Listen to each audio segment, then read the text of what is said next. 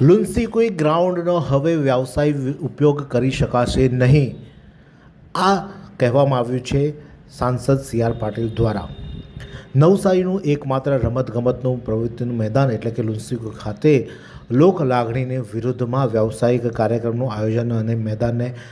માવજતમાં દાખવવામાં આવેલી બેદરકારી અંગે નાગરિકો દ્વારા ગંભીર ચિંતા વ્યક્ત કરવામાં આવી હતી। આ બાબતને ધ્યાને લઈને